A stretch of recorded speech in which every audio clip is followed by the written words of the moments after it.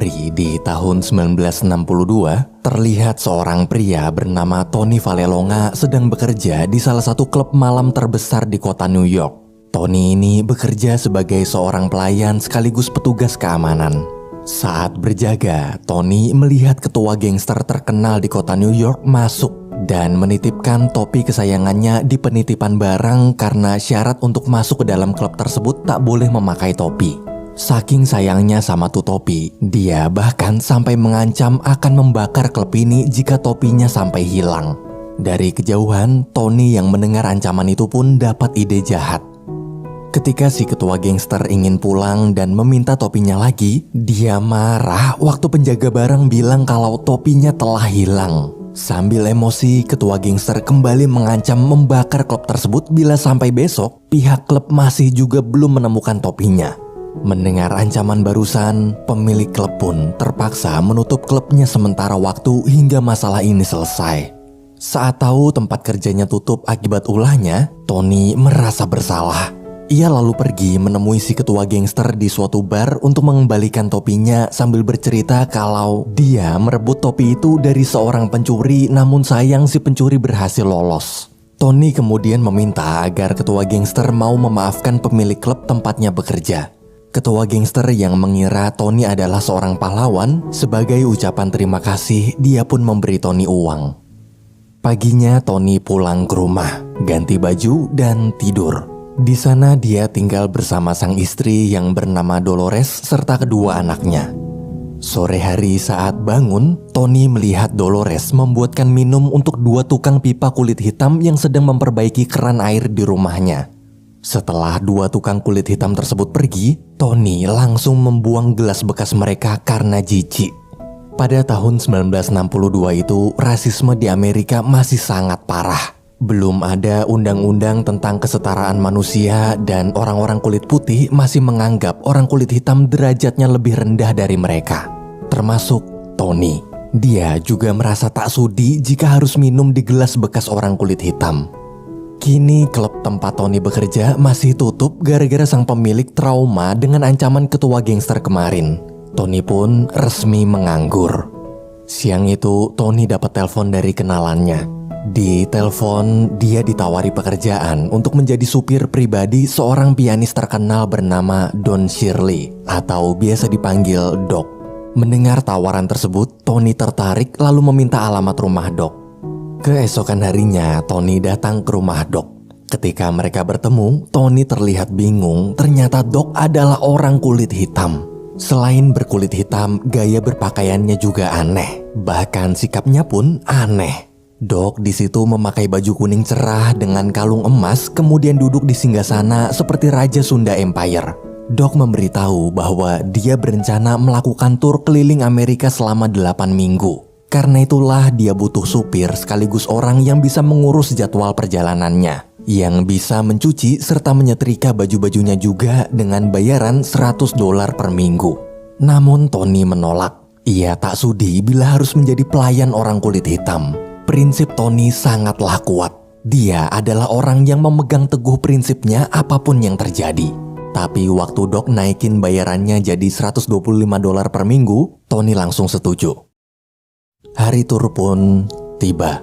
Pihak manajemen Doc lalu memberikan kunci mobil pada Tony. Mereka juga memberikan sebuah buku. Buku berjudul Green Book. Buku tersebut berisi rute jalan, rekomendasi restoran, serta daftar penginapan yang memperbolehkan orang kulit hitam masuk. Dan tugas Tony sebagai supir dimulai. Sepanjang perjalanan, Tony kesal karena Doc selalu melarang-larangnya. Mulai dari dilarang makan sambil menyetir, dilarang merokok, hingga dilarang bicara. Dari awal, Tony sudah tak menyukai orang kulit hitam. Sekarang rasa bencinya jadi bertambah berkali-kali lipat lebih besar gara-gara Doc. Malam hari, mereka tiba di kota Pittsburgh, Pennsylvania untuk tur pertama mereka. Doc bersama dua rekan pengiring musiknya lalu tampil di hadapan para orang kulit putih. Please welcome the Don Shirley.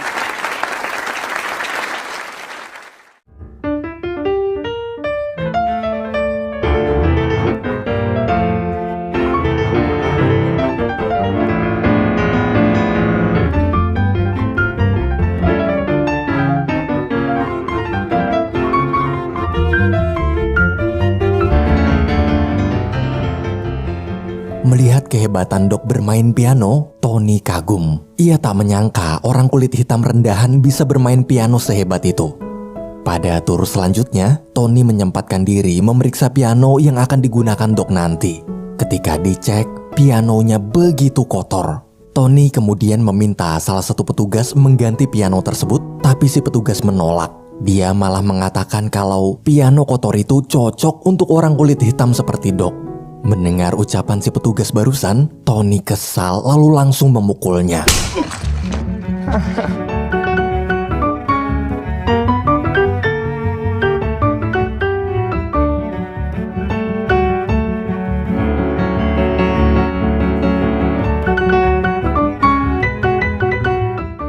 Selesai pertunjukan, mereka berdua pergi ke kota selanjutnya.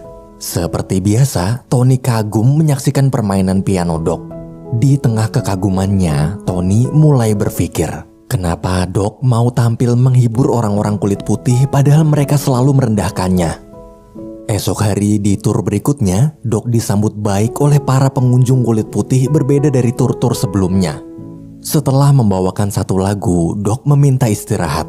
Waktu ingin ke kamar mandi, panitia melarangnya memakai toilet itu dan menyuruh Doc menggunakan toilet khusus orang kulit hitam. Doc merasa terhina. Ia lalu mengajak Tony pulang sebentar ke penginapan hanya untuk buang air kecil. Saat kembali ke acara, Tony bingung kenapa Doc masih bisa tersenyum menyapa para orang kulit putih tanpa terlihat sakit hati.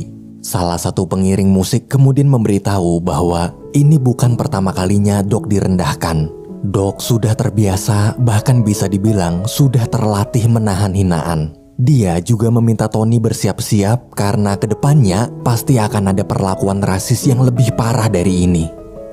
Keesokan harinya, Tony menyempatkan diri menulis surat untuk sang istri. Ketika Doc membacanya, dia mengatakan kalau tulisan Tony jelek. Doc lalu membantu menulis ulang dengan kata-kata yang dia rangkai seromantis mungkin. Dari momen itulah mereka berdua mulai akrab. Saat surat Tony sampai, Dolores pun tersentuh membacanya. Esok hari, Tony bersama Doc sampai di salah satu hotel kota Memphis. Waktu mau masuk ke dalam, Tony kebetulan bertemu dua temannya. Melihat Tony bekerja untuk orang kulit hitam, kedua temannya bingung. Mereka mengira Tony sedang kekurangan uang. Salah satu temannya lalu menawarkan Tony pekerjaan, namun dengan sopan, Tony menolak tawaran tersebut. Malam hari, Tony dapat telepon dari temannya tadi. Di telepon itu, Tony diajak ketemuan di bar. Pas keluar kamar, ternyata Doc juga ada di luar. Karena mengira Tony berencana menerima pekerjaan dari temannya tadi, Doc pun menaikkan gaji Tony 2 kali lipat asalkan Tony tetap menjadi asistennya. Tony kemudian mencoba menenangkan Doc. Ia meyakinkan kalau saat ini Tony hanya akan bekerja dengan Doc hingga tur selesai dan berjanji tak akan menerima tawaran pekerjaan dari tempat lain meski ditawari bayaran tinggi. Alasan kenapa dia ingin bertemu kedua temannya itu hanya untuk minum-minum aja. Mendengar ucapan Tony barusan, Doc lega. Sepulangnya dari bar, Tony mengajak Doc mengobrol di lobi hotel. Di sana, Doc menceritakan awal mula dia bisa menjadi pianis terkenal seperti sekarang. Dulu ketika sedang bermain piano di sebuah bar, seorang pianis kulit putih menyukai permainannya. Pianis tersebut lalu memberikan pekerjaan di salah satu perusahaan rekaman untuk bermain musik klasik. Musik asli orang kulit putih. Sejak itulah Doc jadi terus memainkan musik klasik. Tony kemudian menasehati Doc agar mencoba memainkan musik sesuai keinginannya, yaitu musik jazz. Dia memberitahu bahwa sebenarnya yang orang-orang suka dari pertunjukan Doc bukanlah musik klasiknya, tapi karena mereka suka melihat Doc bermain piano. Bagi Tony, permainan piano Doc sangat mengagumkan.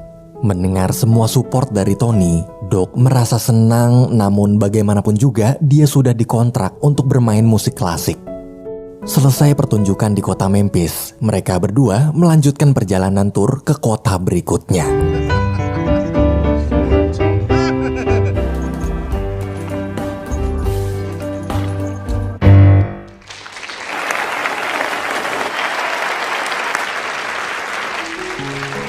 Di tengah perjalanan, mobil Tony diberhentikan 2 orang polisi. Salah satu polisi lalu menyuruh Tony keluar kemudian terus menginterogasinya. Mereka menganggap Doc sebagai buronan gara-gara dia berkulit hitam dan mengira Tony adalah kaki tangannya. Tony pun marah, dia langsung nonjok tuh polisi. Mereka berdua ditangkap. Dalam kantor polisi, Doc berusaha bertanya kenapa dia juga ikut di penjara padahal dia nggak salah apa-apa. Sayangnya tak ada satupun polisi yang mau menjawab pertanyaan Doc. Dengan kesal, Doc mengancam akan menuntut pihak kepolisian jika dia tak diizinkan menelpon pengacaranya. Mendengar ancaman tersebut, para polisi akhirnya mengizinkan Doc menelpon.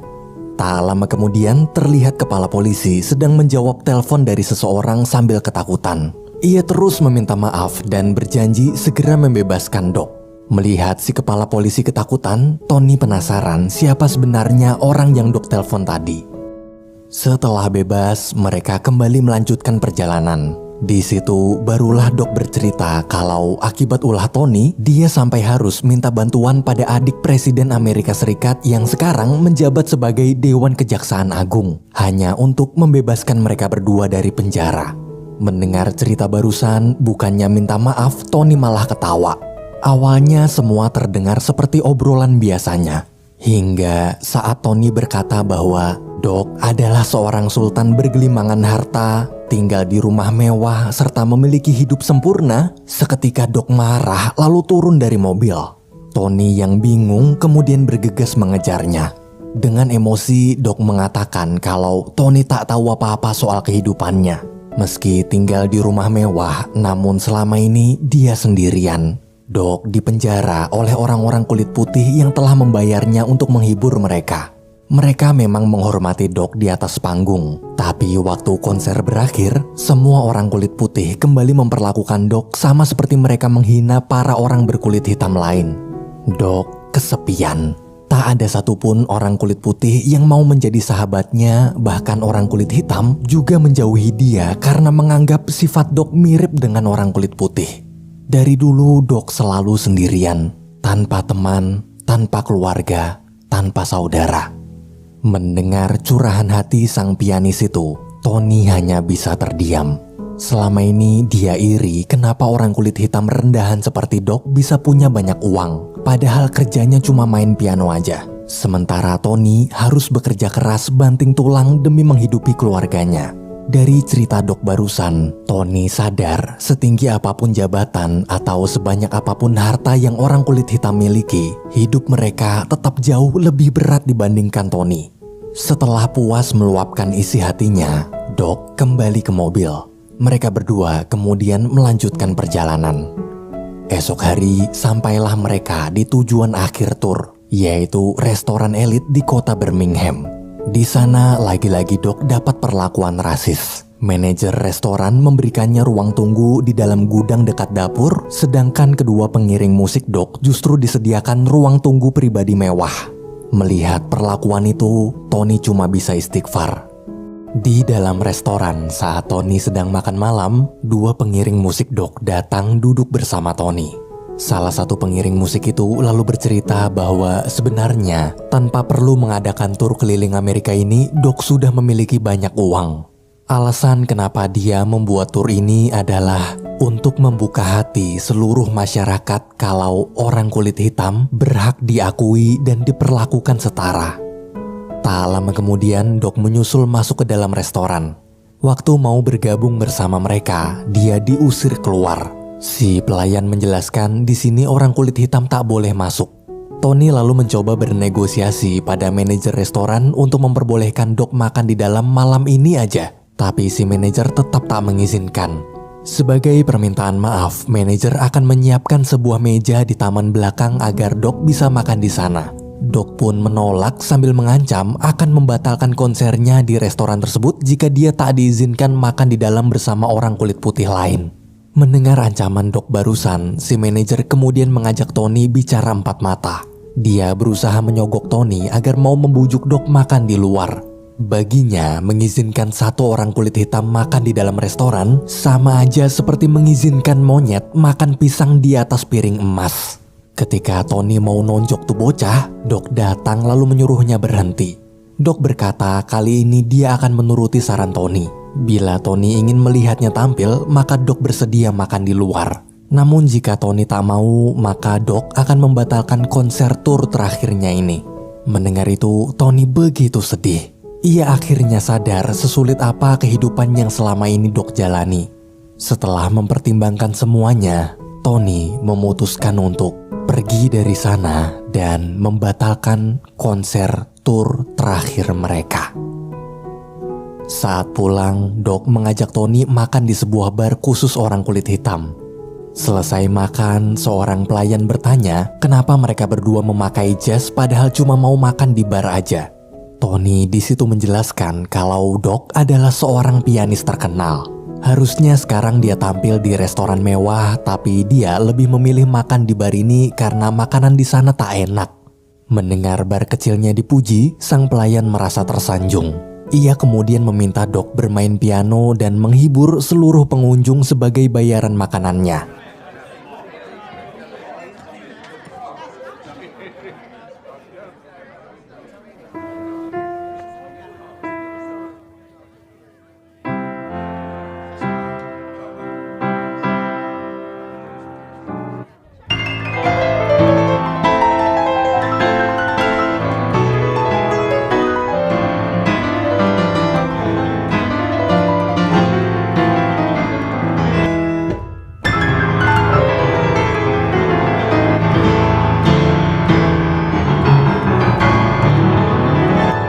Semua orang terlihat sangat menyukai penampilan Doc. Bahkan para personil band di bar tersebut sampai mengajak Doc duet bareng mereka. Dan untuk pertama kali dalam seumur hidupnya, Doc merasakan bagaimana rasanya bersenang-senang tanpa harus berpura-pura tersenyum. Selesai bersenang-senang, Doc dan Tony pun pulang. Di malam Natal ini, banyak sekali hal baik yang mengubah cara pandang mereka berdua tentang arti kehidupan. Di tengah jalan, terjadilah badai salju. Ketika Tony ingin mencari penginapan terdekat, Doc menolak. Ia mengatakan bahwa Tony harus sampai di rumah malam ini juga untuk merayakan Natal bersama keluarganya. Doc kemudian menyetir menggantikan Tony. Setelah menempuh perjalanan panjang, mereka berdua akhirnya sampai di depan rumah Tony. Tony pun mengajak Doc masuk ke dalam menemui keluarganya. Namun Doc sadar diri, dia adalah orang kulit hitam. Kehadirannya pasti akan membuat keluarga Tony merasa tak nyaman. Doc lalu memilih pergi dari sana. Saat tiba di rumah, Doc kembali menjalani kehidupan seperti semula. Hidup kesepian, tanpa keluarga, tanpa sahabat. Seketika dia teringat ucapan Tony bahwa Doc punya pilihan. Ia bebas melakukan hal apapun yang dia suka walau hanya hal-hal kecil. Doc lalu memutuskan pergi ke rumah Tony. Sementara di rumah, waktu sedang makan malam bersama keluarganya, Tony mendengar suara ketukan pintu. Ketika dibuka, ternyata teman Tony datang berkunjung. Saat ingin menutup pintu, dia kaget melihat Doc ada di luar. Tony sangat senang sang sahabat akhirnya mau datang. Ia kemudian mengenalkan Doc pada keluarganya. Dan tanpa diduga, seluruh keluarga Tony bisa menyambut hangat kehadiran Doc. Keluarganya yakin Doc pasti adalah orang baik karena telah berhasil mengubah Tony yang dulu membenci orang kulit hitam, sekarang justru malah bisa berteman baik dengan Doc. Istri Tony lalu memeluk Doc sambil mengucapkan terima kasih. Terima kasih sudah membantu Tony menulis surat cinta untuknya. Kini tujuan Doc telah tercapai. Ia berhasil mengubah hati orang kulit putih meski hanya keluarga Tony. Film pun berakhir.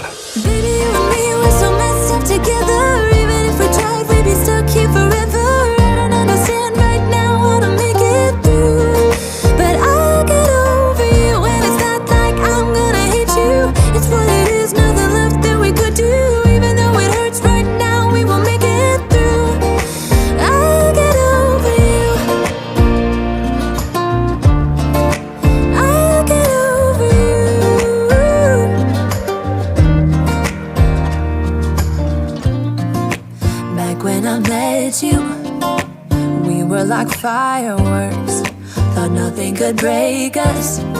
but oh how we got burned. Look at us now, we scream, we fight, and no one knows the reason. We're both getting out of line. Now say goodbye and try to move on. I'll get over you, only wish that I knew how to go on. Baby, you and me, we're so messed up together. Even if we tried, we'd be stuck here forever. I don't understand right now how to make it through, but I'll get over you, and it's not like I'm gonna hate you. It's what it is, nothing left that we could do. Even though it hurts right now, we will make it through. I'll get over you. I'll get over you.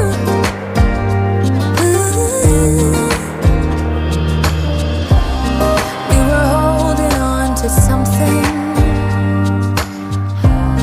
that we both know couldn't work, so we should try to say goodbye.